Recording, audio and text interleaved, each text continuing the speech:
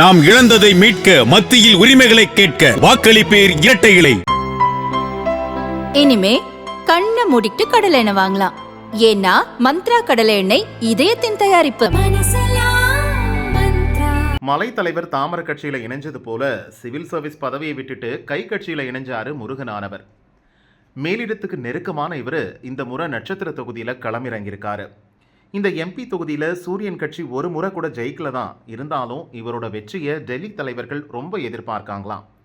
தாமரை கட்சியில் மாஜி ஐபிஎஸ், கை கட்சியில் மாஜி ஐஏஎஸ்ன்னு இறங்கியிருக்காங்க. பார்ப்போம் யாருக்கு வெற்றி மாலைன்னு மக்களும் பேசிகிட்டு இருக்காங்க. ஓட்டுக்கு ₹1 கொடுக்க மாட்டேன்னு கராறு காட்டி தேர்தல் வேலையில் சூறாவளியாக சுற்றிட்டு இருக்காரு மலை தலைவர். காரணம், தொகுதி கள நிலவரத்தில் மக்கள் மாற்றத்தை எதிர்பார்க்காங்கன்னு ரொம்பவே நம்புறாரு. ரோட் ஷோ யாத்திரைகளையும் கண் கூட பார்த்து தைரியமாக மலை ஏறுறாரு மலை. ஆனால் நம்ம முருகனானவர் பக்கம் இவ்வளோ பிரச்சார சூறாவளி வீசலை. அவருக்கும் இது முதல் களமும் புது களமும் கூட. சூரிய கட்சி மீதான அதிருப்தி ஓட்டுகள் இலைக்கு கிடைக்கலாம்.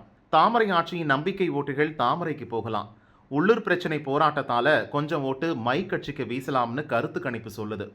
இதனால் வாக்காளர்களுக்கு தாராளமாக செலவு செய்ய மேலிடத்திலிருந்து உத்தரவு வந்திருக்கு நம்ம முருகனானவருக்கு.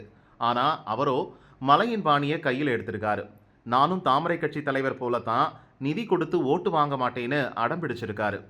பார்த்த வேலை அப்படி. சரி, இந்த காலத்து அரசியலுக்கு இது ஒத்து வருமானு பொறுத்திருந்து பார்ப்போம்னு சொந்த கட்சியினரே வெறுத்து போயிருக்காங்களாம்.